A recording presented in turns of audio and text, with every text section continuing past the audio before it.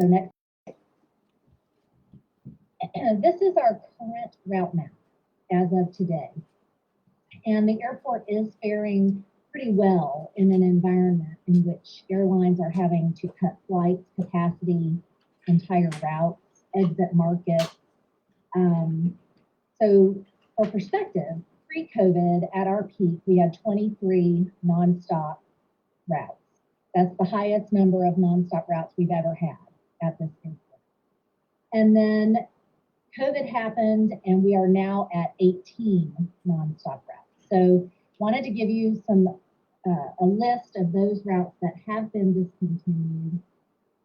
New York City, LaGuardia, that was actually weekend service on American and Saturday service on Delta.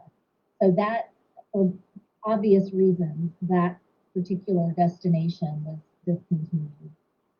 Philadelphia with American, that one hurt a little bit. That was a new route. It was performing very well. We were moving to two times daily. And that route is gone. We hope not forever. It's not an Asheville decision. It was a system decision by American. They are focusing their hub connectivity via Charlotte and Dallas. That was a way that they were able to contract and continue to provide service. Washington, D.C., that's into DCA. That was a brand new route. American was going to fly on Saturdays. They were also going to fly Chicago on Saturdays, and that did not happen. Vero Beach was a seasonal route we had for a few years on a small airline called Elite Airways. They flew a couple of days a week for a few months out of the year, and they are out of the market. And then Orlando International on Spirit. That was the last route that Spirit had remaining at our airport, and they exited the market. So those are the losses that we had. But of note, next slide, Allegiant, even post-COVID, moved forward with their four newest routes that they implemented. Houston, Austin, Chicago, and Boston. So, that was positive news, I think speaks to their commitment to our region. Next slide. As a reminder, this is where we were pre-COVID.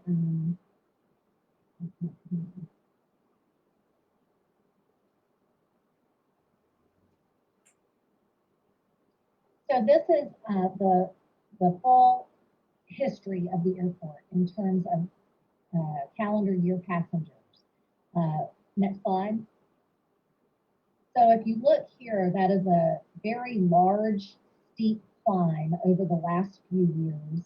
That's just a reminder that we have had 6 consecutive years of record passenger growth in our market. And the point I wanted to make here is that 2019 was the biggest year in our history, 43% increase over the previous year. So that's huge. That's an anomaly year. That's not normal growth. That's, in fact, airline planners' jaws drop when they see that percentage growth in a year at one airport. Next slide. So I wanted to give you perspective of where we are now. We're forecasting a calendar year end with a total of somewhere between 700 and 725,000 passengers. That's compared to the 1.6 million of 2019. But again, that's a tough comparison because that was such an anomaly year. So I wanted to give you an idea of kind of where we're falling, what that trend line looks like. So next slide. We're predicting we'll be at around 2014-15 levels. It's going to be a little better than we predicted, we think, because October numbers are looking pretty strong compared to all the other months post-COVID. It looks like we may have around 90,000 passengers for the month of October. And to give you a little perspective, in April we had 2,400 passengers. So we are definitely seeing trends move in the right direction. So let's go to the next slide. There are signs of recovery. We've been surveying our travelers, both locals and visitors. And the most recent survey that we did was conducted in early October. And it shows that more than 2/3 of visitors who have a connection to our airport and our region plan to fly within the next 6 months, and more than half of locals plan to fly within the next 6 months. And the percentages of those who are not planning to fly are at their lowest since we began conducting this snapshot convenience survey, just to help us keep a finger on the pulse. So next slide. We also know that while a vaccine is important to air travelers, most want to feel that it's safe to be in an airplane before they decide to book a trip. That's the most important information for them. So we have reached a point in this public health crisis in which there are multiple scientific studies by reputable sources that are showing some good information for travelers. They show that air filtration systems on airplanes combined with mask wearing makes air travel low risk for transmission. And so the airlines are positioning this messaging in significant ways. And research is showing that travelers are beginning to feel more comfortable flying. So next slide. This is just a look at some of that research that's being pushed out in the news. Next slide. So the next point I wanted to make is that on a national level, it is known that leisure travel is leading recovery. We all know that. And it's good news for Asheville and Western North Carolina. The airport is also a strong leisure airport. That's what we see is significant leisure travel we have for a number of years. And what that means in the air service industry is that our air traffic will most likely return more quickly than some other markets in the country. So if you look at these pie charts, the yellow chart shows our 2019 mix of business versus leisure travel versus the orange, which shows the post-COVID example. We have seen a 7-point shift, but still very strong leisure mix of our travelers. So next slide.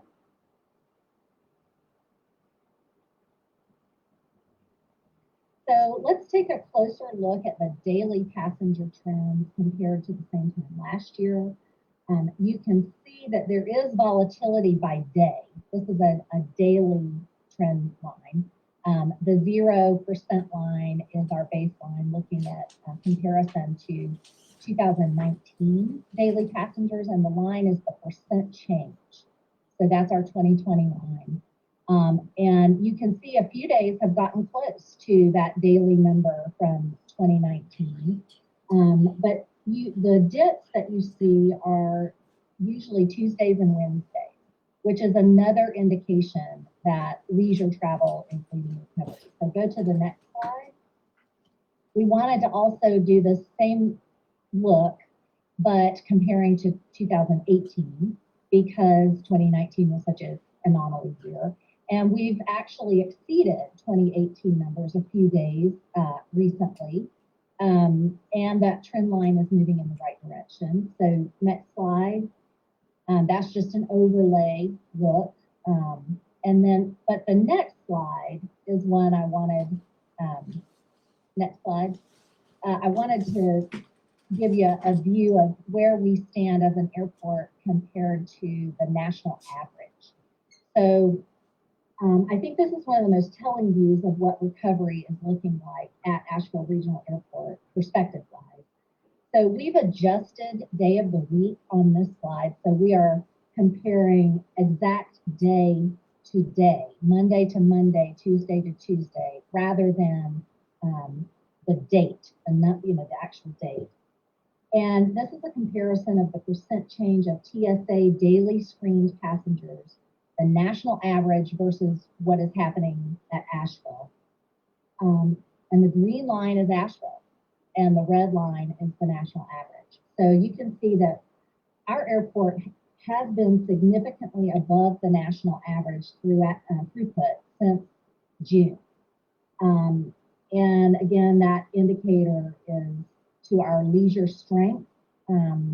Leisure is leading. We're a strong leisure market. The fact that we're a destination market, all of that is a benefit to the recovery for passenger utilization. Next slide. So recovery will take time. Industry experts are predicting years to return to pre-COVID levels. Airlines have definitely contracted. A number of aircraft are being permanently retired. So that in and of itself means that we will have smaller airlines moving forward, because it does take time to rebuild fleets. And as capacity reductions continue to occur, reinstatement of capacity in many markets will be slow to come as airlines recover financially from this unprecedented hit to the industry. But again, Western North Carolina is positioned well. We're a destination market, something that we, along with you, of course, have worked long and hard to communicate to the airlines. You've been awesome partners with us as we really help the airline planners understand the Western North Carolina market. And it's well known in the aviation industry now. When I meet with planners, they know that Asheville is a destination. They know it's a place people want to go. And that's a big shift over the last few years. And I thank you and the Explore Asheville Convention and Visitors Bureau for really helping lead the way to position that messaging with airline planners. So it is important to continue to foster that understanding, perhaps now more than ever. Again, domestic leisure travel equals recovery opportunity for the airline. Next slide.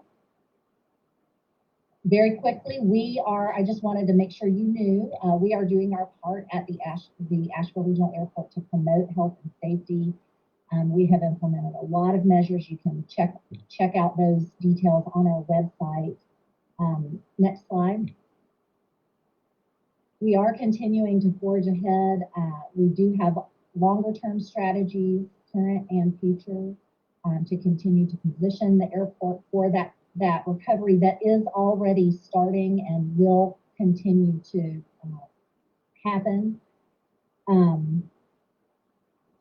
One note I wanted to make is that we are touching base with the Explore Asheville Convention and Visitors Bureau twice a month right now, scheduled time. And Marla, thank you so much for that partnership opportunity. And I just wanted to take 30 seconds to show you a few of the other initiatives that are happening at the airport. I'm not going to go into detail, but just wanted to give a nod to those in case you had any questions. So next slide. Obviously, air service recovery is huge. We do have a strategic plan that we are working. I'm actually doing virtual headquarter visits right now. I've had 2 last week. I've got 2 tomorrow. I've got another one next week. So really getting in front of those airline planners. We're focused on capital improvements and infrastructure enhancements at the airport. Some of these things were already in motion pre-COVID, and we're moving forward. We have ample parking now to serve the needs of the growth that will come. We finished a remote parking lot across the street from the airport. We are planning to commission the runway finally on November the 5th. So that is happening next week. So that's very exciting. Yeah. We purchased Broadmoor Golf Links, and that is for a couple of reasons. Where the FAA requires us to do all we can to make sure land adjacent to the airport has compatible land use. A golf course is compatible, but also for revenue diversification, opportunity for the airport for its future economic strength. And then, of course, our terminal expansion and renovation project, we're in the design phase of that. We had already received $10 million of grant funding to do that design work, so we are moving forward so that we have a solid plan for when the time is right to execute that plan. So we had a lot of community involvement.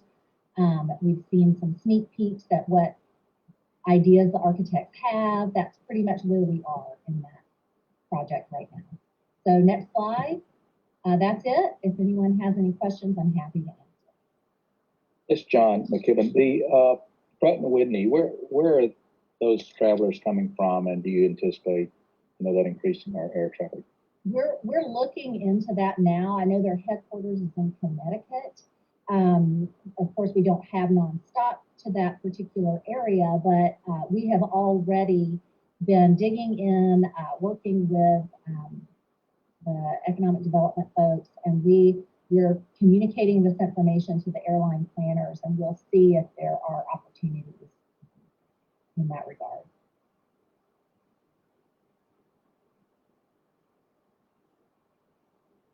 Any other questions for Tina? Thank you, Tina, for that presentation. We appreciate everything you guys do for our area, and look forward to seeing all these new exciting things happen. Well, thank you for having me and for all you all do. All right. Next on the agenda, we have a presentation from the Woodfin Greenway Blueway. Go ahead. Good morning, everyone. Pat Kappas here. I just wanted to take a moment to introduce this next agenda item, which is a TPDF contract amendment request for the Woodfin Greenway and Blueway project. This project is a collaboration between the county, the town of Woodfin, and their more recent partner, Riverlink. The TDA awarded a $2.25 million grant for this project in 2018. The project has experienced delays, and the request is to extend the deadline and to also restructure the disbursement amounts to align with the 6 individual elements of the overall project. So the grantees are here today to provide an update on the project and also to make the request. So next, I will turn it over to, we have Peyton O'Connor and Carla Fernari with the county, Eric Hardy with the town of Woodfin, and also Garrett Arts with Riverlink. Morning, everybody, and thank you for the invitation to come and talk with you all and to give you an update on the Greenway and Blueway project here in Woodfin. My name is Eric Hardy. I'm the town administrator for Woodfin. Recently landed here in July and have had some experience with several of you on this board in the past in different contexts. So it's good to see your faces. We also, as Pat introduced, Peyton and Carla with Buncombe County. Buncombe County's role in this project is primarily as project manager for oversight of the design and construction of the greenways.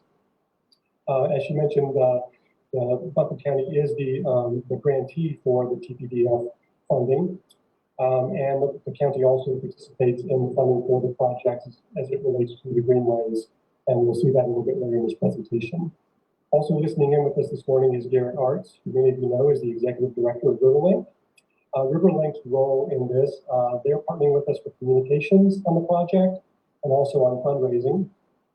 And we'll come back to that a little bit later in the presentation as well. Everything that I've not mentioned as far as pertains to the project belongs to the town responsibility-wise. So the town is the project owner. We have responsibility for project delivery, for grant management, for those grants that are non-TPDF, and also for maintenance and ongoing work and ownership of the park system, as those will be assets of the town. Next slide, please, Daniel. So we've done the introductions. We're going to go through each element and each component of the project, talk about those, give you an update where those are in development, talk about the budget related to each of those. We will close out by looking at the timeline, which then sets us up for our request to amend the terms of the agreement to extend the timeline and also to reallocate the funding across the project portfolio elements. Next slide, please. So many of you are familiar with this project and some of you may not be as familiar. So just for general orientation, what we're looking at here is on the left-hand side Where the red outline is the jurisdictional boundaries for the town of Woodfin. The gray crooked line running from top to bottom or north to south is the French Broad River. If we zoom in to the right, we'll start at the lower right-hand corner of the map, and you'll see a teal-colored dotted line that represents the Greenway. And you'll hear that reference and titled different things during this presentation. And so know that when we're talking about greenways, we're talking about this particular Greenway, French Broad River Greenway, which eventually is planned to connect to the River Arts District south in Asheville. Then running west from there, from that point at the southern boundary of Woodfin, will connect to Broadway and to UNCA and downtown Asheville. So providing that connection, that corridor to travel to those destinations. So as we proceed north on the Greenway, we go up a little ways and you see a little bubble there. That little bubble represents Silverline Park. And then continuing westerly and then northerly, there are a couple of other bubbles there. That is Riverside Park and the Whitewater Wave. And then proceeding north, the teal line intersects with the green line that runs from left to right or east to west. And that is the Beaver Dam Creek Greenway project. And so all of those together are under the umbrella of the Woodfin Greenway and Blueway. Next slide, please. So we'll talk specifically about Silverline Park. Silverline Park is now under construction. So if you drive north on Riverside Drive, you'll see a lot of change there, close to the river in particular. You'll see some grading, some road construction, and the road bed is laid out there. On the north corner of that northwest corner of this particular diagram, there's some work being done along Riverside Drive now. That will be the train platform where the Craggy Mountain Railroad line passengers will embark or disembark from that location. And then that rail line runs adjacent to the river or parallel to the river and the greenways all the way back to its home base near Merriman Avenue at the end of the Beaver Dam Creek Greenway. So again, the project is under construction now, so under contract, and we have a $2.9 million budget for this project. We have all our funding in place for this, so this project is funded fully, and we expect to complete after 12 months of construction. So that puts us late summer, early fall of next year. And so we'll be happy to see you all for ribbon cutting for that particular park when we get to that point.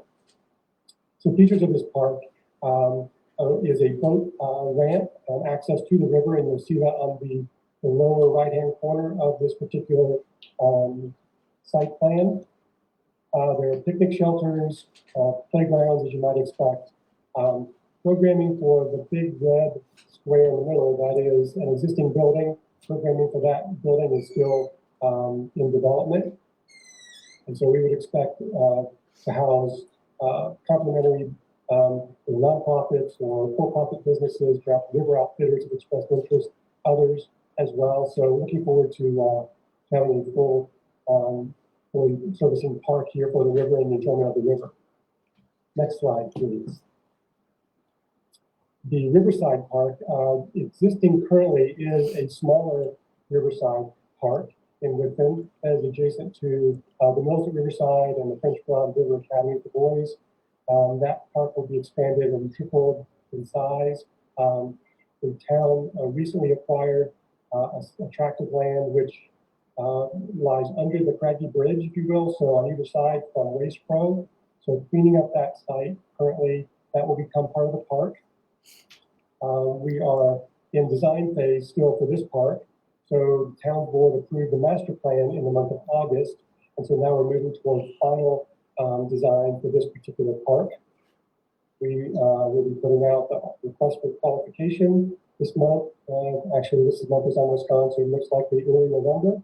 I'm expecting those proposals back by the end of November so we can report on design. The project is estimated to cost $3.4 million based on the preliminary estimates. We have still a funding target remaining of $830,000 for this park. And based on our experience with Silverline Park, we're estimating this to take 12 months to construct. particularly featuring, this park particularly features the Whitewater Way, which is adjacent to the park. And we'll talk about that in just a moment. But there'll be an overlook, pavilion overlooking the Whitewater Wave itself. There will be access to the river, both for entering and exiting the river for those folks who are paddling along. Playground, picnic shelters, restrooms, changing facilities at Riverside Park.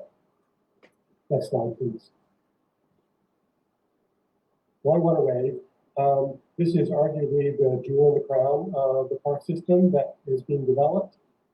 This will be a natural rock formation anchored to the riverbed, which will provide the waves, eddies, a lot of paddlers, so those terms are not really familiar to me, but features that are especially of interest to those who paddle either competitively or for recreation or for instructional purposes. So we're really excited about that. That will be unique to this area. This project will be designed and constructed in conjunction with Riverside Park because of the adjacency there. We expect a $2.2 million budget based on preliminary design. Our funding target remaining is $1.5 million. And we're timing this at this point in time as taking 12 months to construct, again, in conjunction with the Riverside Park expansion. And then we'll switch over to greenways and we'll take it from here. Next slide. Good morning, everybody. So I've included a little bit more detail than we probably need for today's presentation, just for folks to review. But I did want to provide a little bit of context for the Greenway project. Originally, when we approached this, we approached it as two distinct Greenway projects. We have called it several different names, and it's earned itself several different names throughout the community. So for the purposes of clarity, the first Greenway segment that we pursued was the Riverside Drive Greenway segment. It's also known as the Woodfin Greenway, the 251 Greenway, or the French Broad River Greenway. But this is a 3-mile segment that goes through the town of Woodfin, starting at approximately Broadway. It'll eventually connect to the Reed Creek Greenway, and it proceeds north to Elk Mountain Road near the MSD facility there. In looking at this project, we currently have a little over $4.4 million in grant funding with a county commitment of just over $1 million to match those grants. If I could go to the next slide, please. The next leg of that project is the Beaver Dam Creek Greenway. And so once we get to the MSD facility, we will proceed along Beaver Dam Creek toward Merriman Avenue. This segment of Greenway is about 2 miles. We currently have $1.6 million secured in grants for this segment of Greenway with a current match commitment of over $400,000. Next slide, please. So the current project status, when we initially estimated this project, we estimated $1 million per mile, which was the Greenway rule of thumb. To go back a little bit further in history, when the project was originally conceptualized over a decade ago, area estimates for greenways were sitting at around $100,000 a mile. So we've gone up quite a bit. Current cost estimates for greenways have been about $2.5 million per mile and can escalate depending on the type of terrain and environmental difficulties that are encountered. As we've proceeded through engineering and design, one of the things that we've run into are a multitude of regulatory requirements. We have a lot of intersections between the Greenway project, the work on the Woodfin Whitewater Wave, and just trying to make sure that we were understanding all of the regulatory requirements and approaching permitting and design in a way that made sure we didn't paint ourselves in a corner, has created some slowdowns in the process. In addition to that, we did find that several segments of the Greenway, particularly on those areas along the French Broad River, were subject to historic environmental degradation, and we found poor land quality, a lot of erosion issues that created problems with the stability of the Greenway site. We encountered issues with landowner preferences, and then trying to work with landowners to facilitate greenways in the most amicable way. We did have to make changes to design in several places. There were also issues with utility coordination. In addition to this project being next to an NCDOT highway, an existing rail corridor, it's also one of Duke's transmission line areas. So there are a lot of areas for us to try to squeeze through, and we've had to coordinate pretty heavily with utilities.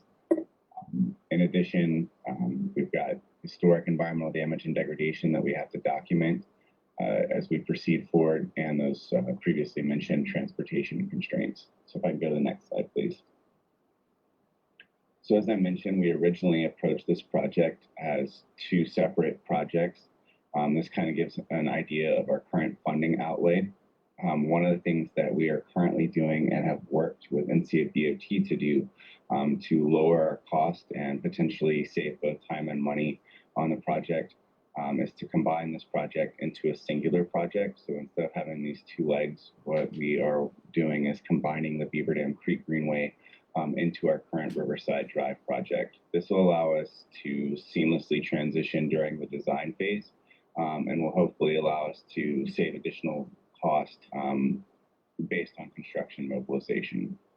Next slide, please. Our current obstacles, our initial design grant, which was issued, I believe, in 2015, was for $660,000 for the Riverside Drive portion of the Greenway. Our current cost estimate from our engineer places the design at $1.62 million.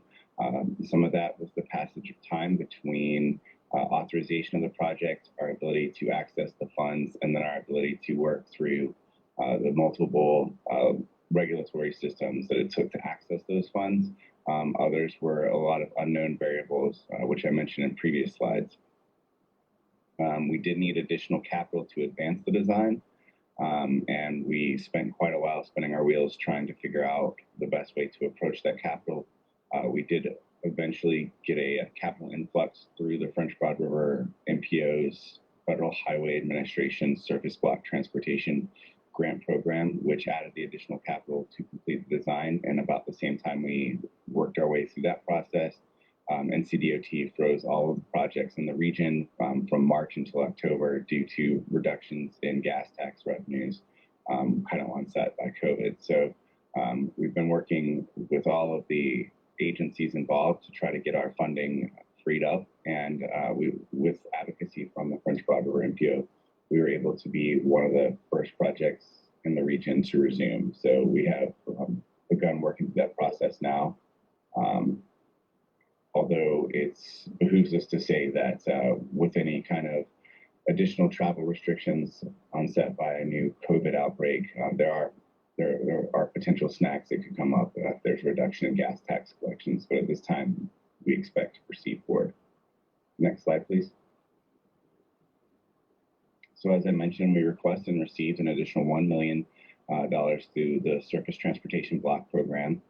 We've worked with NCDOT and the MPO to prioritize this project as NCDOT reauthorized this project. Our Greenway planner, Carla Fernari, has been very successful in getting us to the front of that line and getting our paperwork back in order to resume.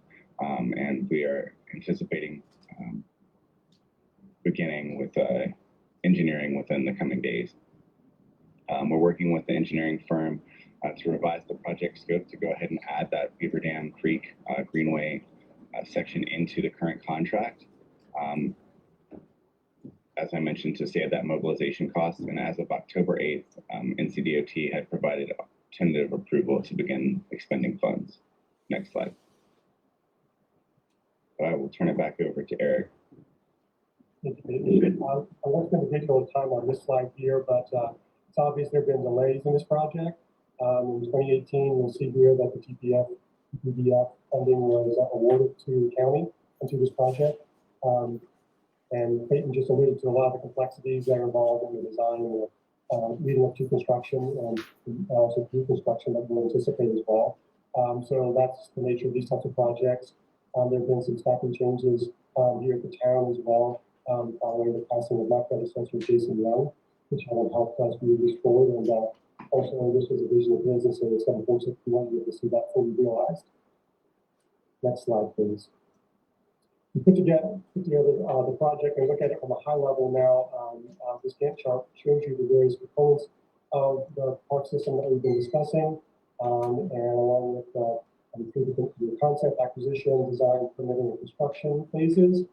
And you'll see in particular that we anticipate at this point, stars align, continue to align. From this point forward, we'll be completed with this early in, we'll say mid-year 2023.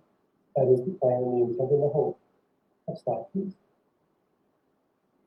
And this is where we are currently. Next slide, please. When the grant was awarded in 2018, the blue columns represent what was awarded at that time, along with the corresponding fiscal years for the various project elements and components. What we're requesting today is a realignment both by timeline, so fiscal year, as well as the funding amounts. Looking for a change in the amount of funding today. That is not our intent. It is simply to redistribute those across the project portfolio in this manner. And should you all approve that amendment, next slide, please. Thank you, Daniel. This will be our overall project budget. So the project costs on the top rows there, the sources of funding, many different funding sources identified down below. The Greenway projects in the middle of the slide and the park projects, the remaining ones on the right-hand side of the slide, showing an overall funding gap for this nearly $19 million project of just under $4 million. And that we anticipate making up through our fundraising efforts, which now are able to pick up more specifically now that we have some progress underway. We have a firmer project budget, and so that then positions River Lake more beneficially to begin those fundraising efforts in earnest. And then also we have a grant writer working with us on contract to help us locate grants, to write grants, to communicate on behalf of the project partners to those grantors. So we're making progress along those lines as well. And I think that is just about it. One more slide. So more information needed. These are hyperlinks. So if you go to any of these organizations, you'll find different additional information relative to this Greenway project. We are very anxious to hear from you and to hear any questions you may have. Next slide, please. And we certainly thank you for your support on this project. Carla, Garrett, Peyton, have we left anything out that needs to be discussed before we open up? What questions do you have for us?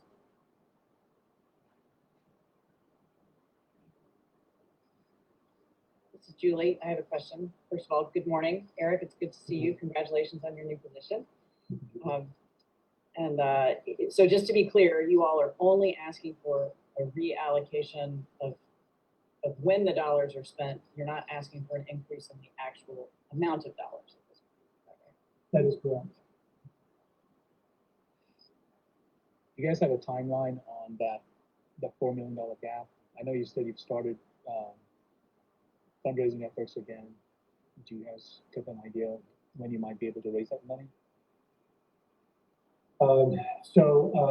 Again, there are several grants that those application deadlines are in the latter half of this fiscal year. We'll be looking to secure those. So that is one step in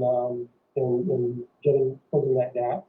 And several of those that are available to us, the Clean Water, and this is out of my league, but there are several of those, the public grant, the Great American Outdoors Act grant funding.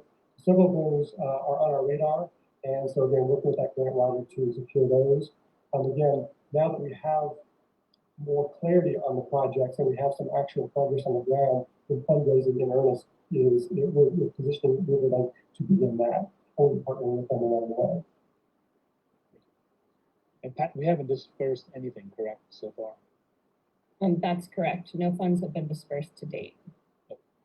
So I think if you go to the next slide, Daniel, this just clarifies what the ask is for consideration at this point. So it's basically amending the completion date, which was originally scheduled for this December. So pushing that back to December of 2023. And then, as Eric mentioned, just restructuring the disbursement schedule. The contract had been structured with the standard 3 payments, and so this just breaks it down to 6 payments and aligns the amount with the actual 6 elements that you see here listed in the grid. So are there any questions regarding this?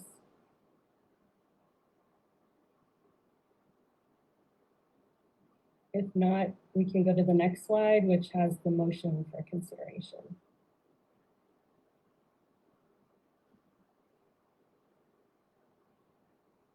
Does anybody have questions for Peyton or Eric or Pat? If not, then I'll take a motion. Let's, somebody can read the motion for us, please. Sure, this is Andrew. I'll read it. Thanks, Andrew. Motion to extend the Woodfin Blueway and Greenway project completion date from December 31st, 2020 to December 31st, 2023, and restructure the disbursement schedule from the standard 3 payments to 6 disbursements paid upon completion of the 6 individual projects included in the scope as presented. Any further discussion on this? Pat, I'm assuming before we disperse, we will still do a engineering study and all that stuff? Yes, absolutely. Okay. Thank you. Montreal, second that. I'll second that in Montreal further. Thank you, Gary. All right, we'll do a roll call vote on this. Vice Chair Gary Froba. Aye. Is Leah on? Nope. Andrew Sullivan? Aye. Brenda Durden? Aye. John Luckett? John McKibben? Aye. Kathleen Mosher? Aye. And Himanshu Karver, aye. Thank you, guys. Thank you for the presentation. Can't wait to see the Greenway and the Blueway completed. Thank you very much. Next up, we have, we're running about 7 minutes behind here, Chris, so. Let's see, you've got your report. No pressure, Himanshu. Thanks a lot. All right, so we're going to just briefly recap some market performance statistics. Next slide, Daniel. In September, hotel occupancy compared to peer destinations was actually pretty respectable relative to other destinations. We're still well behind where we were a year ago. You'll see that here shortly. But compared to peer destinations, was actually about 60% in the month of September, behind only Gatlinburg and Pigeon Forge for the month of September. Next. And you'll see that still represents, however, an 18% in terms of room demand. That represents a change of down 18% versus a year ago, which is toward the bottom of this scale. Now, as pointed out earlier, and I'll talk about this shortly, obviously short-term rentals in terms of overall room demand are making up some of the slack here and are taking some of the demand. These stats are just for hotels only. Next. In terms of ADR, actually hotel ADR continues to be, again, decent, below where we were a year ago, but compared to peer destinations, some of which, like Greenville, for instance, or Richmond, rely a great deal more upon business and convention travel. We continue to perform fairly well, indicating that most, but not all, hotels are maintaining rate at this time. Next. And if we look at hotel revenue, again, just for hotels, this is just hotels, does not include short-term rentals. You can see, again, while we were ahead of all the other peer markets during the month of September, we're still down almost 28% for the month of September. Interestingly enough, Myrtle actually, which has relatively lower occupancy, actually increased their hotel revenue during the month of September. But again, revenue was down significantly, but not down as much as, again, some other markets that are significantly dependent upon business and meeting and event travel. Next. And then just a word about short-term rentals. We've talked a little bit about that in terms of the collections and using the data from AirDNA. our research partner on and data provider for short-term rentals. For entire place short-term rentals, you can see occupancy here was at about 71% for the month of September. So it continues to be very strong, particularly compared to a year ago. So occupancy for entire place, this is not rooms or shared accommodations. Entire place short-term rentals is at 71% versus about 60% for traditional hotels. Chris, what's the number of units? In terms of entire place short-term rentals in the entire county at about 3,500 room nights per night. All right, so if we go to the next slide, any questions about that? All the other materials you have in your board packet, including staff recap, the destination dashboard, and the quick list. I'd now like to transition to doing a strategic overview of where we are. I thought this was appropriate given, one, we're coming out of the summer and fall months, which are traditionally our highest demand time for tourism in the area. I will be transitioning out of this office here in another month, and we'll have a new CEO. So I thought it was an appropriate time for doing a little bit of a look ahead at the next 6 to 24 months in terms of where we are with national and local tourism. Next. Decline in national travel spending has mostly leveled off if you look at it on a week-to-week basis. Since roughly 4th of July, we've been, as a nation, running about 40 to 50% below where we were a year ago on a week-by-week basis. In North Carolina, most recent week, we were down for national travel spending about 34%, which continues to be better than the U.S. rate. We have a greater, obviously, greater share of leisure travel here in North Carolina, and compared to national at a decrease of 43%. Obviously, still well below where we were a year ago. You're still talking national travel spending on a weekly basis. In the most recent week available down, 43% and 34% for North Carolina. Next. Not surprisingly, as we all know, leisure drive travel continues to lead the recovery. Auto trips nationally through the month of September are actually down only 14% versus a year ago. A lot of travelers have replaced air travel with auto trips, and so we do see a strong rebound, and that does favor Asheville, both short-term and long-term.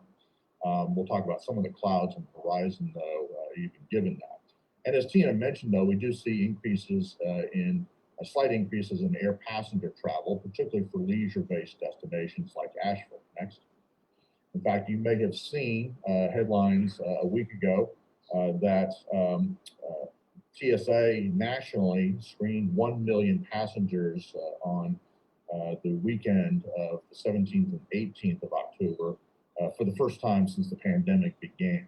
So air travel is beginning to rebound, as Tina noted, and that's helpful to us as well because, again, business travel continues to be mostly non-existent, particularly by air. Next. We see that reflected particularly in the decline of some demand for some hotel types. We see that in terms of this is nationally. We see that in the month of August, luxury class and upper upscale class hotels were down anywhere from 55 to 65% in terms of demand. That mostly reflects, again, loss of demand in big cities, loss of group and corporate travel. Now, the demand decline in some other hotel types has been less pronounced, and we've seen that locally as well. Some of our economy class and mid-scale class hotels have actually done okay this summer compared to years past. And again, these are national numbers right here. It encompasses a lot of different markets. Next. Now, we continue to see improvement in terms of hotel room demand. Again, this is just traditional hotels, does not take into account short-term rentals. You can see in terms of the percentage decline each month versus a year ago, for hotel room demand. For the month of September, we were down 18%. That's in terms of percentage decline, the best we've been in terms of hotel room demand for the last several months. And that number continues to improve. And I think October we'll see similar numbers. We see good weekends, but weekday continues to be depressed. Again, mostly because of the loss of group and business travel, but also because some older travelers are certainly staying out of the market at this point. They're the people who are most likely to visit at this time of year and most likely to visit weekday. Next. So the next few slides are going to depend on whether you're a half full person or half empty person. That's going to set up the stage for where we are for the next, I think, 6 to 24 months. It depends on your perspective. A lot of this represents half full or half empty perspectives. Next. We have seen this summer that over 2/3 of Americans canceled the trip due to COVID, but 56 also simply postponed one. And that reflects multiple trips. Some people canceled trips entirely. If you were going to Europe, you probably likely canceled that and didn't necessarily just postpone it. But if you were going in the traveling somewhere in the U.S., you may have simply decided to just postpone that trip, or you may have had a wedding or a family reunion that was postponed until some later time. So we still see that there's a fair amount of latent demand out there. Again, sort of a glass half full perspective. Daniel, next. We see too that about 50% of travelers expect to travel as much or more in the next 12 months. Now, again, your perspective depends on whether or not you're a glass half full person or glass half empty. 50% of travelers is pretty good compared to where we thought we were going to be, say in March and April. But we still see about 50% of travelers saying that they expect to travel less for leisure. And you'll see that reflected in the next few slides as well. Next. We see some similar segmentation of American travelers in other ways. We see that 15% of travelers say they're ready. They're ready to resume normal behavior day to day, including travel. Another 45% say that they're resuming activities, but are concerned about the safety of places and activities. So again, there's 60% of travelers out there who say, yeah, we're ready to travel, perhaps with some caution or some caveats. But then there's 40% of travelers who say that they're staying mostly at home and staying and venturing out as little as possible. Again, that's still a significant number of people who say that they're staying at home. Next. That measured level of excitement is also reflected in some research from destination analysts, which shows on a weekly basis the excitement to travel right now. If a good friend or close family member asks you to take a weekend getaway with them sometime in the next month, and on a 11-point scale from 1 to 11, how excited would you be to go? And it's been the same way here since the middle of August, roughly 5.6, 5.7 on an 11-point scale. Again, sort of that halfway point. 50% of people say, yeah, I'm excited to go right now. And 50% of people saying, I'm pretty cautious or I'm still staying home at this point. Next. We see the same numbers reflected in the national perception of travel safety. It's been pretty stagnant for the last few months. Actually, going back to the month of May, we see again anywhere between 40 to roughly 50% of travelers say that they feel safe traveling outside of their community. These are percentage of people who strongly agree or just simply agree. Next. We see that reflected here also in this number. About half of travelers say that coronavirus could greatly impact their decision to travel. Half of travelers saying, yeah, I'm ready to go. I will take precautions. I will be cautious. I will dine outdoors. I will stay socially distant. I'll wear a mask. But again, half of travelers saying, yeah, I'm still pretty cautious about this, about potential travel in the next 6 months. And that hasn't changed a whole lot in the last few weeks. Next. Now, what's interesting too is that, and Daniel, if you go ahead and click here, you'll see that actually personal finances are at this point much less of a threat than the perception of personal health. And in fact, people are actually, since roughly Memorial Day, have actually been feeling better about their personal finance situation. Now, don't get me wrong, there's still a lot of people who are suffering a lot of people out of work. But personal finances are not as big of a threat to the travel economy as is personal health or the health of friends and family. Let's talk a little bit more about that next. One of the things that we have seen is that nationally, personal savings rate has actually been very strong. The stimulus helped the first round of stimulus back in the spring helped stimulate some of this.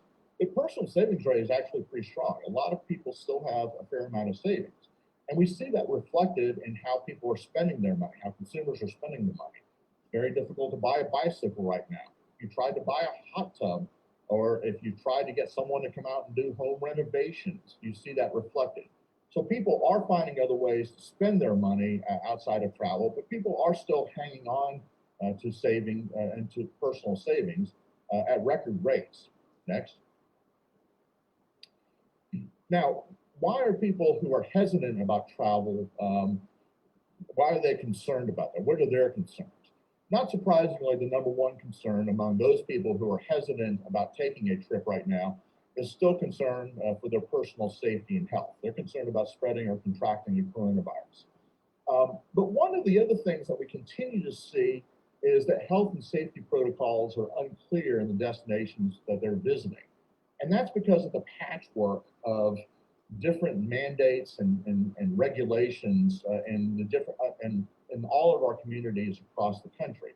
They're different even within states, not so much within North Carolina, obviously, but within certain states, there are different health and safety protocols in our communities across the country. And that continues to be a certain concern. We also see that attractions and dining options are limited in destinations I'm interested in visiting as another concern. But we see personal financial situation being farther down the list here. 13% of travelers say they have no hesitations about traveling whatsoever. That goes back to that percentage I showed earlier, a couple of slides back, the 15% of people who are ready to get out there without hesitation. Next. Now, what's interesting too is the differences in priorities between those who are ready to travel and those who aren't. Those people who are ready to travel who have fewer concerns, they want to find joy or happiness. They're interested in relaxation, emotional well-being. But look at the differences between the group of people who are ready to travel and those who are not ready to travel. Those people who are not ready to travel, their biggest concern is staying safe from infection. That's number one for them, whereas that's farther down the list of people who are ready to travel. Now, it's still a significant number. It's 57% of people who are ready to travel say they want to, their concern and priority is to stay safe from infection. But there's very big difference, some big differences here in terms of what the messaging might be to motivate these different types of different audiences. Next. We also saw, as not surprisingly, that travelers this summer preferred small towns and beaches for their trips. We saw a significant demand in small towns in our Western North Carolina area, and we've seen significant demand for beach destinations across the southeastern U.S. However, if we look at the next slide, we see that there is some pent-up demand for cities or metropolitan areas. And most desired destination type for the next 12 months is a city or metropolitan area. 35% of travelers say that where they want to go is back to cities and metropolitan areas. Now, that bodes well for us in terms of the fact that we offer some of the best benefits of the destination in terms of both being a city, as well as offering some of the advantages of being a small town or having some of the outdoor activities that we have in this region. Next. Now, I'm not going to go into detail about this, but these are just some of the meeting and event impacts that you've heard last month from our sales team. This is a summary of what those are. And we are seeing activity, we are seeing interest, but mostly from second quarter 2021, within the next year, calendar year, and beyond. We continue to see most planners pushing many, but not all events into that period of time. There is still a fair amount of confidence in events, particularly around SMERF events, that's social, military, educational, religious, and fraternal types of groups, and sports events. That seems to be where planners have the highest optimism for recovery. And we continue to see that boutique hotels and resorts are most likely to attract meetings in the short term. Again, that bodes fairly well for Asheville. Next. So just to summarize here, some key indicators. Tourism economics, which does a great job of putting out forecasts for the industry, recently predicted that total U.S. hotel room demand will be down 39% this year. Again, this is hotel rooms, does not include short-term rentals. They are saying next year, however, we'll be back to 81% nationally of 2019 demand levels, but full recovery won't occur until 2023. And that's consistent with a lot of predictions I've seen. We will still see a very slow recovery on business travel. Business travel is expected to be probably one of the last segments of the market to return. Next. And you'll see that reflected here. Tourism economics did a comparison of how long it took to recover room demand after the global financial crisis. And it took 2 years to recover hotel room demand fully nationally. They're saying it's going to take 3 years, but the timer doesn't start probably until the second quarter of 2021, which is when we expect a vaccine to be available at that time. Not necessarily widespread available. We'll talk more about that in a second. Next. In terms of revenue, we'll see room revenue, tourism economics expects room revenue to return more slowly due to continued discounting in some segments. Now, we've seen some of that discounting here locally, not as much as in other markets. And so we'll see that return more slowly. Revenue is expected nationally to recover to 68% of 2019 levels next year, and back to 86% of 2019 levels in 2022. So again, this compares to 9 quarters of recovery after the global financial crisis in 2008, 2009. Next. So just a couple of things to wrap up here. This is a little bit of where we are and where we expect to be nationally in terms of the travel and tourism market. We saw the initial phase of recovery begin this past summer with pivoting by consumers to domestic leisure drive and a slow return to leisure airline travel, although much slower, obviously, than drive traffic. We expect that by the first quarter of 2021, we'll get into the secondary phase of recovery with some essential meetings, some small and medium-sized events, and perhaps some regional international travel. And we're seeing that reflected right now with some Caribbean islands and Mexico looking at pretty good demand for air travel going into the winter. And then the final phase of recovery doesn't begin until the third quarter of 2021, which is when we expect a vaccine to be available. At that point, we'll begin to see long-haul international travel and large events begin to return to the market. As mentioned before, tourism economics doesn't expect full return to normal volumes until at least 2023, with business travel being probably the last segment to return. Next. So, a couple of key takeaways here. I want to first caution anyone against what I would call autumnal irrational exuberance. We're actually having a decent month right now in terms of the total tourism market here locally. I don't think that's going to last. And in fact, as I note at the very bottom of the slide, I think the next few months are going to be very challenging for us as we go into the holidays and winter. We see that roughly half of American travelers are very much open to travel with some restrictions and with some caution. That's good if you're a half glass full person. If you're a glass half empty person, we're still missing half of the market. The tourism sector recovery will be very fragile and very uneven for months to come.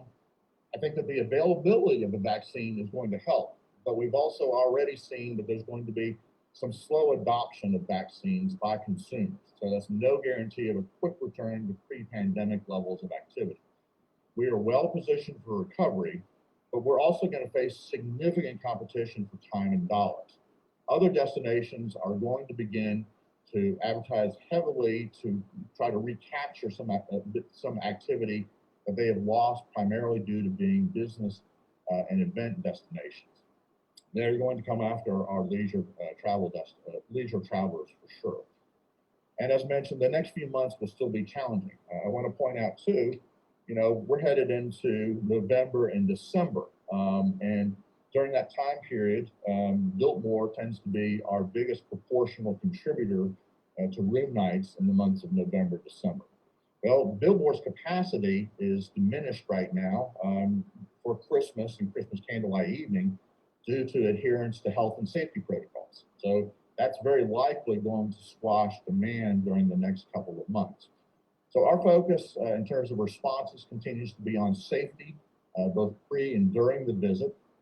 Continues to be upon regional markets, both for leisure travel, leisure transient travel, and for group and event planners. We continue to try to target those audiences who are most likely to travel and travel responsibly. And as we've seen, inspirational and aspirational messaging, yet practical, emphasizing safety, is what's going to be most likely to motivate the greatest number of travelers. We're still building future demand for the destination in both marketing and in sales, but everything we do has to have great flexibility. There's still a lot of unknowns out there, and as I mentioned, the market is still going to be very fragile going forward. So any questions here? I'll just close here with a quote from Adam Sachs that was delivered here about a month ago. And he spoke at the recent Travel and Tourism Research Association's Marketing Outlook Forum. And I agree fully with Adam that recovery is non-negotiable. It will happen. It's just a matter of the pandemic will end, and many of the drivers of travel are still there. They may be latent, but they're still there. So the recovery will happen. It's just a matter of when that full recovery takes place and what kinds of bumps do we experience along the way. And as I said, I caution anyone against irrational autumnal exuberance at this point. You know, I do believe the next few months are going to be very bumpy. Any questions? Chris, this is Gary. I have just a comment. You had mentioned about the Biltmore Estate and their capacity. It's the gingerbread celebration here is quite an extravaganza and has been a big driver for us. And unfortunately, this year it's going to be virtual, so we will not have the gingerbread displays open for the public, the general public, and other visitors to come in. So that's going to impact, I think, as well as the Biltmore Estates and some demand here. So it's something that I'm glad you brought it up because it is a concern. Yeah, it's, you know, it's Biltmore's obviously a huge driver of demand. Gingerbread obviously is a huge driver of demand. And Biltmore's obviously a huge driver of demand throughout the year. But in terms of the proportional contribution of room nights for the months of November, December, I would imagine it's at its greatest peak. So I'm very worried about that. And again, this is not due to lack of demand for Biltmore. It's just due to a lack of being able to open to full capacity due to health and safety protocols. And as you noted, I'm sure you've got at this point a lot of guests who come year after year for gingerbread.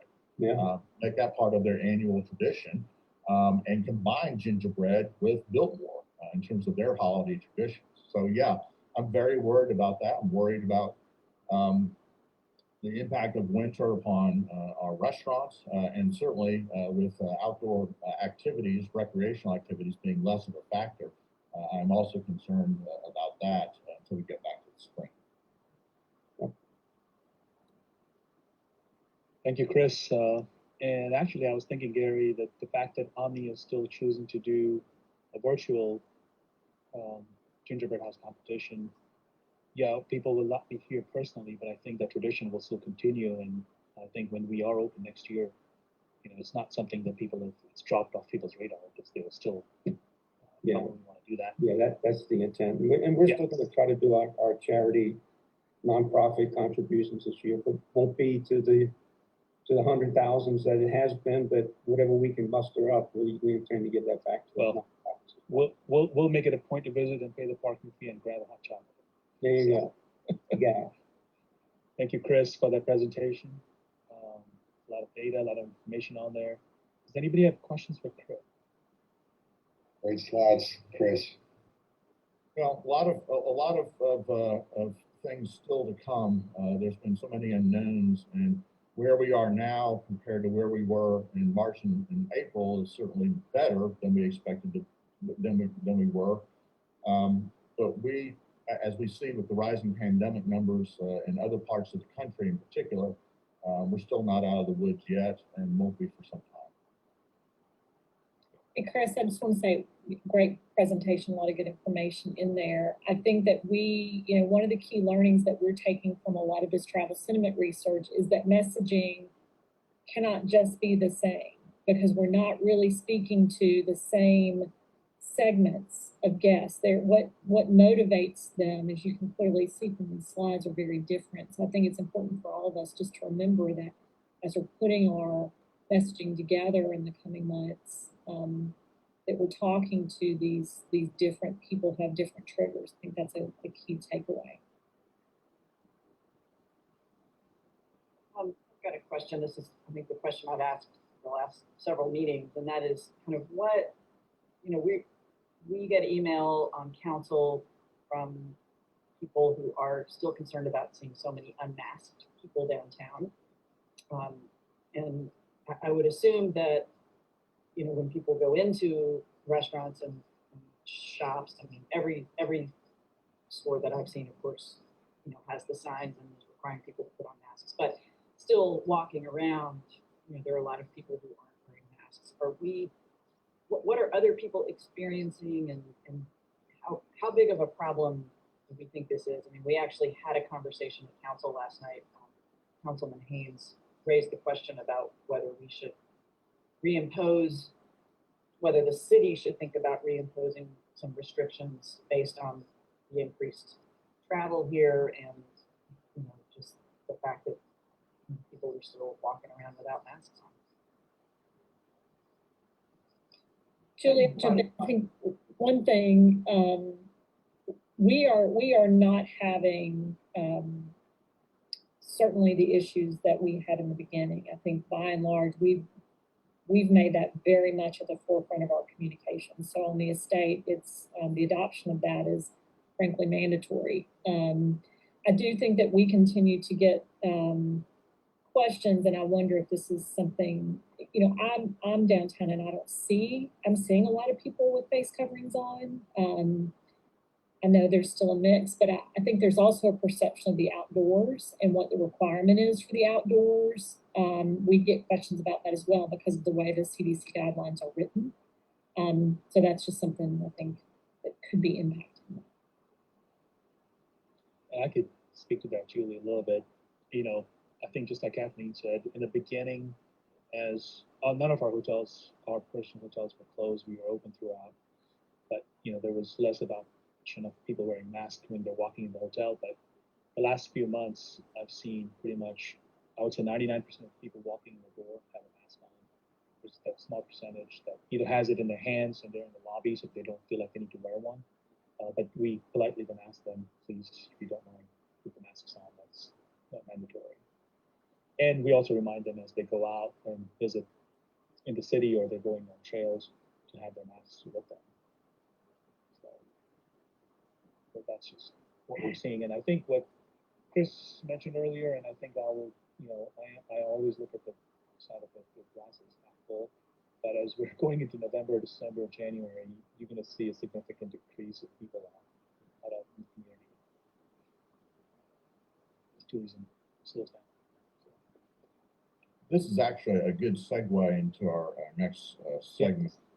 And I certainly don't want to squash any discussion, but we continue to put an emphasis on health and safety protocols. And I'd like to ask Pat Kappas to talk a little bit about some of the new things that we're doing, because we recognize that complacency is probably our greatest enemy right now for both visitors and for residents. And so I would like to ask Pat to just spend a few minutes talking about some new visitor safety initiatives that we've been working collaboratively with other parts of the community. Yeah, thank you, Chris.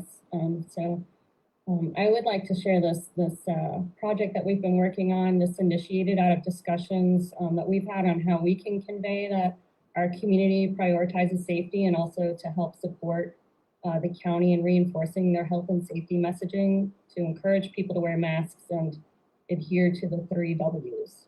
Can you go to the next slide? So what you see here is the graphic that everyone's probably familiar with at this point. This is displayed in various locations. It was created by the county. And the desire was to create something that would be eye-catching and a contrast to the official government message that was here. So can you go to the next slide, please? So we did collaborate with staff at the county and the city on this effort. Staff from these municipal partners helped to determine the best formats and locations in need of this type of messaging. Specifically, like to thank Dana Frankel, John Pillman, Steph Monson-Dahl, and also Stacy Wood with the county. And then we also received significant support from Katie Cornell with the Arts Council and Pam Myers with the Art Museum in making this project happen. Can you move to the next slide? So we contracted with the Arts Council for the artist selection process, and 3 artists submitted their designs for consideration. Each designer was paid for their design work. And then the team that I mentioned, including the city and county staff, as well as the Arts Council and the Art Museum, and our staff also all reviewed the submissions and selected the final design, which was created by a local designer, Will Hornaday. Next slide.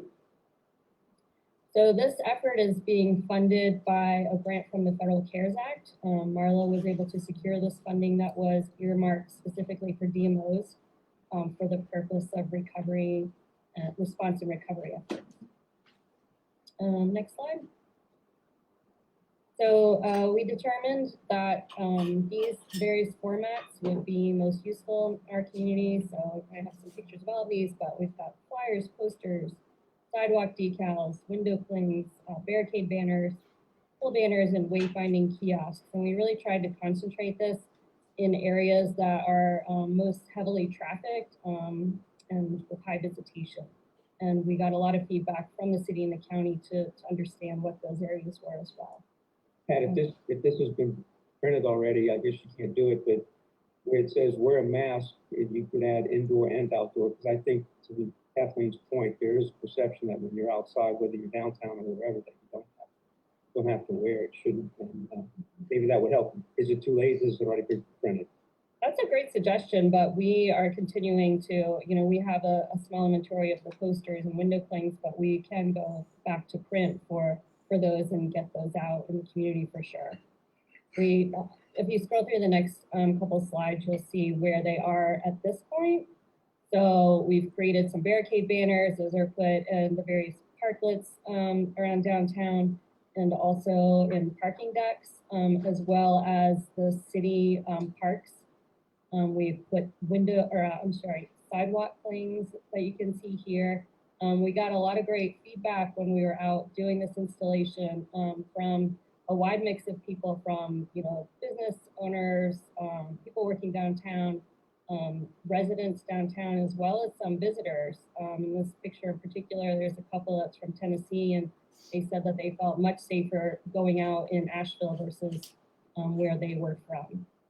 So that was a nice reinforcement. I think if you go to the next slide, there's just some more examples of where this has been placed around downtown. And so our team has been out distributing these, as I mentioned, the most highly trafficked areas, and we've made some foot effort to get to businesses in downtown, in Black Mountain, in Biltmore Village, and West Asheville and River Arts District.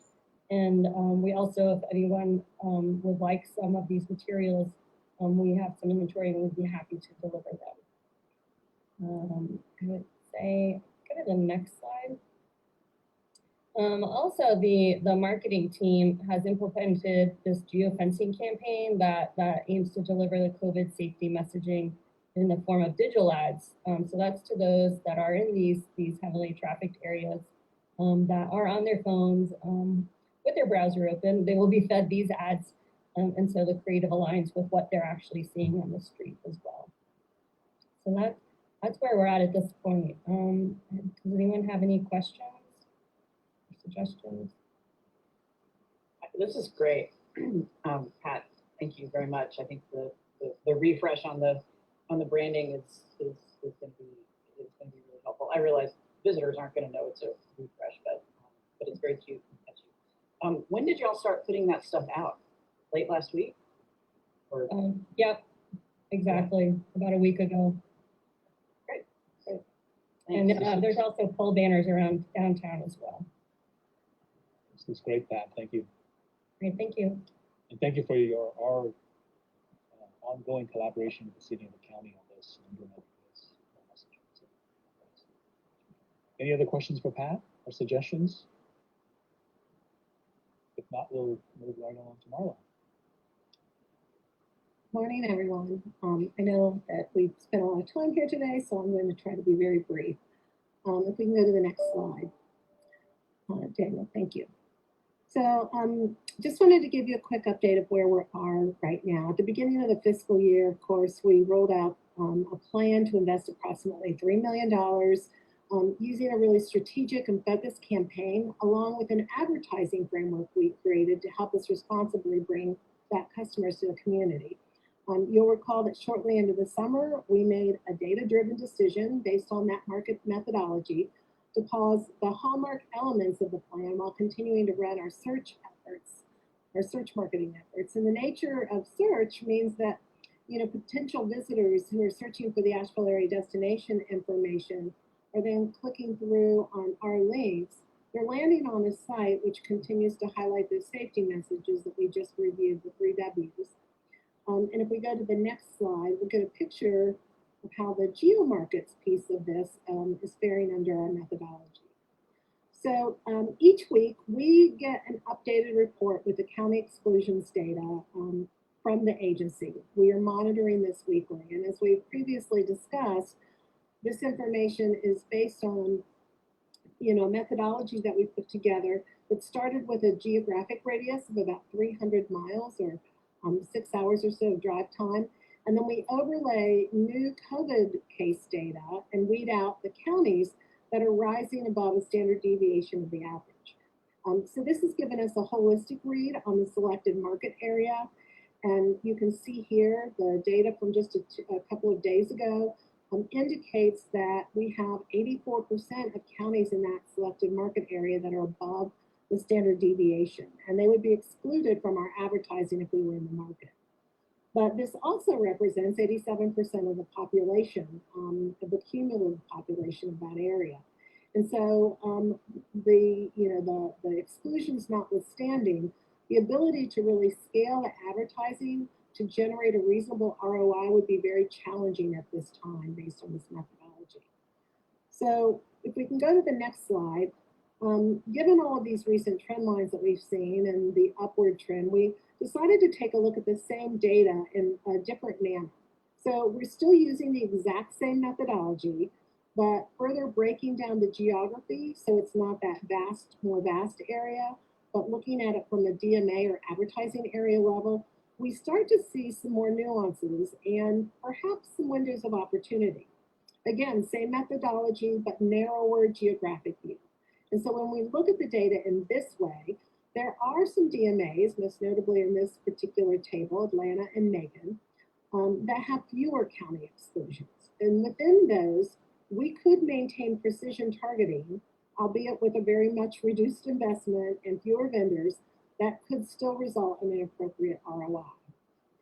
So if we go to the next slide, if this data persists, the data that we just saw, if data like that persists or new opportunities emerged at the DMA level to move forward, we could consider doing, again, using that same methodology and county exclusions, but perhaps there's a way forward. And the agency has prepared us with seasonal creative, in a way that we could do that. Now remember, any of this would not be a full-fledged campaign, and we would need to use a smaller and, as I mentioned, much more refined investment and media choices. The messaging that we have developed thus far, and as is the case with this, continues to lean into safety and a call to action that reminds people to pack their masks. And if we were to move forward, it would be using primarily paid social and digital display, which would allow us to get into a market quickly if the conditions are right and jump out if the trend lines change. So having said that, let's go ahead and take a look at the next slide. So it's important for us to remember that the Asheville area is also benefiting from high brand awareness thanks to the long-term marketing commitments that this board has made to support and expand the customer base for our local businesses. So while we aren't moving forward with our full strategic media plan right now, and all that comes with that in terms of targeting and messaging, we do have some recent partnerships that I mentioned last month that are allowing us to still maintain destination awareness. So if we go to the next slide, the first one I wanted to share with you is the assets that we have from that Let's Go There partnership that I spoke about. This is something that U.S. Travel launched, the Let's Go There campaign last month, with the aim of instilling enthusiasm and excitement for planning a trip. And as partners in this effort, we were able to further customize the spots to make them, more Asheville. And this is how we did it. And I wanted to give you a chance to take a look at that. So go ahead and play the video. Someone once said, life is what happens when you're busy making plans. So let's go there. Let's make some plans. Let's feel that feeling once again as you search and imagine that perfect getaway. Because when the time is right, when the heart says go, we'll be ready. So let's book a trip.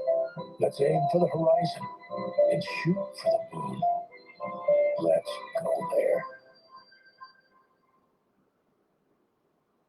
And if we go to the next slide, we've also constructed another version for use in the holiday season. Now, both of these spots are running on connected TV, and I want to go ahead and play this one as well. Someone once said, life is what happens when you're busy making plans. So let's go there. Let's make some plans. Let's feel that feeling once again as you search and imagine that perfect getaway. Because when the time is right, when the heart says go, we'll be ready. So let's book a trip. Let's aim for the horizon and shoot for the moon. Let's go there.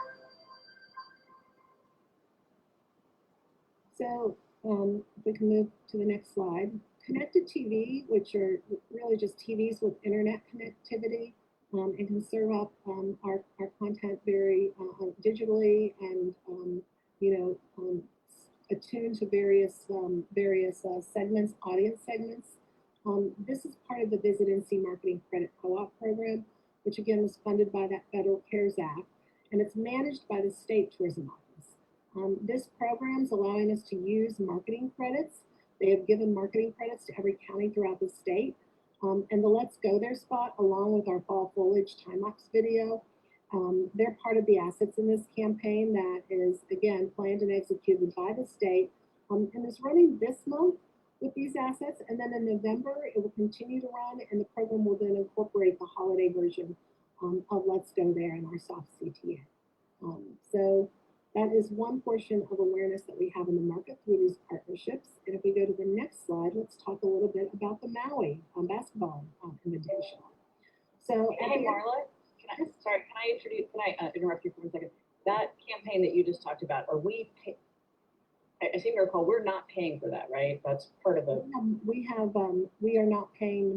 It's credits. It's credits that have been extended to us, and so we have an investment through the credits. So no, yes, it's not out of dollars. Okay, great, thank you. So at the end of next month, we are all very excited that Asheville will host the Maui Invitational Basketball Tournament. Of course, we were extremely delighted to assist in generating what turned out to be some pretty significant editorial coverage through our joint media relations efforts with both the Sports Commission and the tournament organizers. And we are going to continue to support the event through a marketing partnership that allows us to extend awareness and showcase the community as a tournament sponsor. This will involve 12 30-second spots on ESPN networks, 2 during each game. But the more beneficial piece of this is that we will have the inclusion of commercial bumpers. And what these really are these short video clips that are the transitions between the actual game action and when you go into commercial breaks. So if you've watched a sporting event before on location, you'll often see that they'll share some of the video from the destination they're at, and that is a piece that we will get as part of it. So these video snippets will just showcase, different experiences, places in our community, attractions, and each game will feature at least 2 of these. And then one last piece of the sponsorship, there's a team of very popular college basketball influencers, Mark Titus and Tate Frazier, and they'll be in Asheville for the event. And they will be going to a couple of notable locations around the area, basically documenting their experience and journey through Asheville. And then that will be broadcast live through their social channels and their Twitter and Instagram and YouTube. So that, of course, will happen during the time of the tournament, which is November 30th through December 2nd. And then one last thing, if we can go to the next slide, I wanted to share with you as it pertains directly to advertising, is an opportunity that just recently came to us. So this is the addition, it's a new addition to Google search. Google's recently announced a beta rollout of image extensions for search ads. So simply put, there are search ads that are only on mobile devices that also display an image with the search text. And the addition of this should result in higher click-through rates, and it will just be kind of a natural component of our existing search marketing budget, not any additional dollars.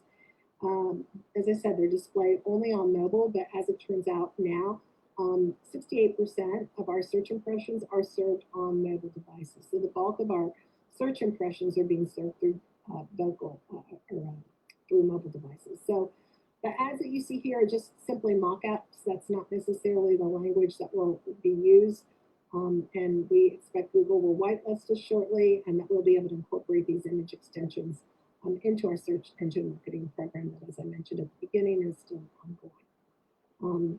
If we go to the next slide, I also don't want us to overlook the efforts and impact of our media relations program. We don't have the same control over placement or audience and messaging that we would with advertising. However, PR does provide extensive reach, complements our ad campaigns, and gives us a measure of third-party credibility when it's the journalists who are sharing our stories. And it's also another significant avenue for us to support local businesses by sharing their unique experiences and offerings, their stories, the trends, newsworthy items of all of our tourism partners through these established media relationships that our team has cultivated over time. Let's take a look at the next slide. There's no doubt, though, that COVID's changing the media landscape too, and I hats off to and credit to our PR team because they've really done well in adapting to it. They're finding ways to tap into new trends. They're expanding, their pitches into lifestyle stories, and yet they're still managing to generate the stories and the coverage that we need for seasonal interest. And to that end, if we go to the next slide, we understand that the fall foliage season is a critical time for many of the small businesses in our community, actually small and large. Our PR and integrated content and social efforts have really, over the years, helped cement the region's reputation as a top fall destination. We're fortunate that we have that, but we still need to generate coverage to keep Asheville top of mind. And this is just a real quick sampling of some of the fall coverage we've had. The impressions, as you can see here, that are generated by these, they're significant and pretty impressive. And those quickly add up to very, strong reach in the way that we would have with advertising. But of course, in this situation, we're often part of a larger story, or we might be, on a quick list like the 16 fall road trip ideas through the U.S. So that is all very helpful. Another thing that we do, if we can go to the next slide, is each year about midway for the fall foliage season, we provide the media with a snapshot of, fall in the moment, if you will. So we shoot video and then we quickly turn that around, generally within 24 hours or so, to targeted media outlets. And this year we worked with Amplified Media to shoot some drone footage of the mountains just last week, and the video was sent out at the very end of the last week And just within a few days, we started to get some, we started getting some word of pickup, including usage by the Weather Channel, as we understand happened over the weekend. And the next slide, please. Lastly, we're already receiving some pickup from the first wave of holiday pictures and news release distribution, with an expectation that we will see more. As part of that work, I want to give a shout out to Sarah Lowry on the PR team. She wrote an excellent pitch for an online holiday gift guide that is supporting makers and retail in our community. And we have complemented this with a virtual online gift guide built in-house by our web manager, Josh Jones. So these are the kinds of things that we're looking for that are really providing an extra layer of support to our partners at a very challenging time. As Chris said, if we can go to the next slide, we understand the challenges not only now, but how significant those may be in the winter. And so, we are planning ahead, and we will bring and share further information to you in the coming months about our efforts in regards to that. So I'm happy to take any questions or any discussions. I know we're running right on time.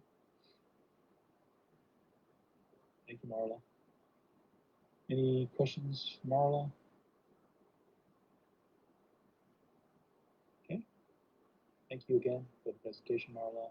We'll keep on the agenda. Next on the agenda is City Council update from Councilmember Julie Meeker. I'll be super quick. Number one, just want to say that as of last night, the city has now pushed out is pushing out about $1.5 million in rental assistance, rapid rehousing support, and homelessness prevention. And this is all with federal CARES Act money. But we continue to put those dollars to work to try to support the people of our city in maintaining their homes and not becoming homeless. Also, we got a briefing last night, if people have not seen this, on what is no longer the Pit of Despair, but is now officially the Slope of Hope, the beautiful park that has been conceptually designed for right across from the Basilica and the Civic Center.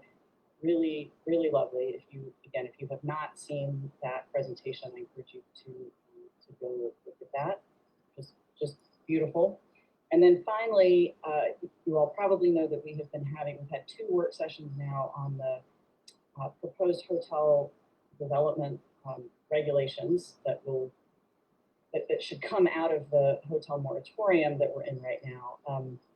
And there are, a number of moving pieces on this. There's still a lot of questions on council about how to tackle this. And interestingly, I have not heard from any of you. I did reach out to a couple of you yesterday and just say, hey, what do you think about this? But I will not be voting on these, but I welcome your input on the variety of things that we were talking about.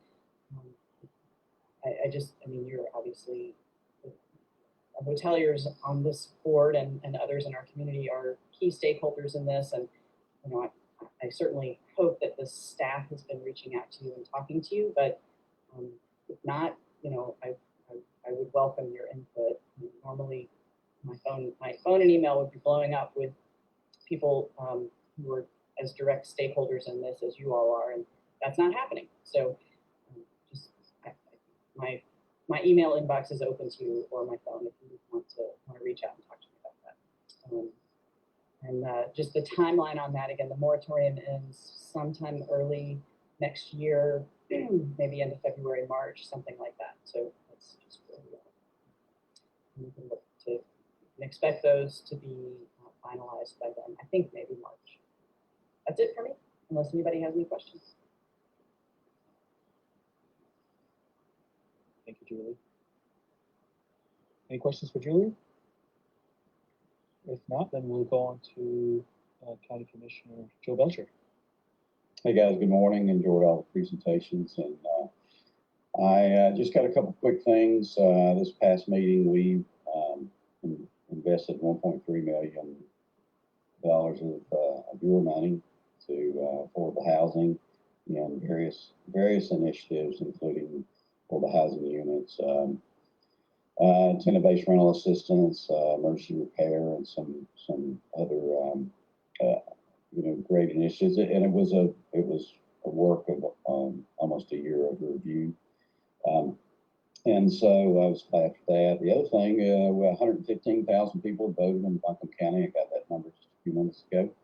And that includes early voting, the FCC, and that's an amazing number of people that are out and voting. So we appreciate that. And also, Pratt & Whitney, just another comment on Pratt & Whitney. It's been an awful lot of partners working on this, and actually to be chosen to come to this area is really pretty amazing. If you'd asked me at the beginning, would we be here at the end, I would have probably said about it, with a lot of competition. But just a testament to the community, to all the partners that worked on it.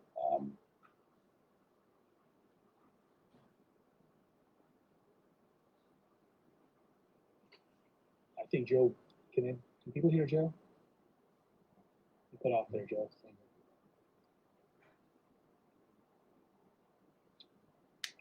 John, do you see Joe Belcher still? I think we might have lost him. Yeah, we might have lost him. I did want to say real quick, since Joe did mention Pratt & Whitney, and we're looking at occupancies and stuff for hotels, but leisure travel is good. We're known for that. But I think even announcements like Pratt & Whitney coming in and investing $650 million and 800 jobs in our community, it's going to be an amazing thing. Also for tourism as well as occupancy for hotels as construction goes, as they're bringing in people here for training and whatnot. I think investments like that in economic development is going to help our industry as well. So I just wanted to mention that as well. Is Joe back on? My screen doesn't show everybody here, but if not, then we'll go on to the next slide, please. Any miscellaneous business from the board? Sure. I'd like to just hop for a second. Back in the spring, we had talked about what we can do for our community during this really difficult time, and I was really, it was wonderful that we were able to step up and use some of the TPDF funds to support some of the local businesses. And over the next 4 to 6 months, our community is going to go through a really rough time. Even I think the most optimistic glass half full person thinking about a vaccine coming out tomorrow. It's not going to make it to everyone. We're still going to have a really tough time over the next 6 months, and we've already lost a lot of businesses in the area, and we're going to lose a bunch more, especially I feel like in January, February come around. And I wanted to see if folks on the board have any desire to tap into the TPDF funds that we have out there right now, and to go back to the legislature and say, hey, we got this money and we want to sit in our community now, and what we can do to try to make that happen. I know that it's tough to get the ball rolling, but if we don't do anything, it won't happen. And I just feel like we're not going to be able to get this opportunity back, that we really need to step up and try to do it now while we still have an opportunity. Quick question about that. Did the legislation that was passed last year, was that explicitly a one-time thing, or that was explicitly a one-time thing? So it did not generally authorize use of the TPDF funds in the way that we used them earlier this year? I don't believe so. That's a question. That's correct. It authorized the $5 million. That's $5 million.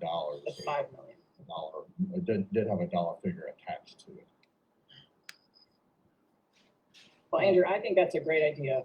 The legislature doesn't show back up until January 13th, but I think it's a great idea. That is a good idea, Andrew. Chris, I also was wondering about the earned income revenue we have. What does that sit at right now? It's roughly about $46,000. Oh, it's 46,000. So we budgeted. I know we had made $100 we had made the contributions initially to one Buncombe of 50,000. Correct, using money that was in last year's budget. So we've accrued roughly $46,000 in earned revenue since that account was depleted, basically. You know, my other thought on this is that, as everyone knows, we've been there were discussions before COVID hit about, you know, making a number of changes to the authorizing statute for the TDA. And I think my preference would be to, you know, instead of continuing to do sort of one-off bills, if we can wrap the sort of full, you know, redo of the legislation, and in that context, you know, create the opportunity for the board to move this money around as it sees fit. I think that's obviously going to be the easiest thing, rather than going back to the legislature every few months. So I would be happy to work with whoever's appropriate on that. Thank you, Julie. And thank you, Andrew. If there's no other comments. Hey, sorry guys, I got kicked off, but I did finish my comment. So. All right, Chairman Hamachi, over here. That's what you need. Let's go to the next slide, please. All right. You can see there's a note about the public comments. There are no comments received by the deadline, which was October 27th, 4 p.m. Let's go to the next slide, please. At this point, I will entertain a motion to adjourn the meeting. 6 minutes late, still not bad. Motion to adjourn. Thank you, John. Sullivan, second. Thank you, Andrew. And again, we'll do a roll call vote for this as well. Vice Chair Gary Silva. Aye. Julie, did you have something? Yeah, sorry, I was just looking for the November meeting, but it's on the 18th, so it is a week. I think a week earlier than that. Yes, it's a week early. That's correct. Andrew Sullivan. Aye. Brenda Durden. Aye. Tom Luckett. Aye. John McKibben. John McKibben. I think you had to drop off. Okay. Kathleen Mosher. Aye. And Mosher Kruger, aye. Thank you, everyone. As Julie mentioned, our next board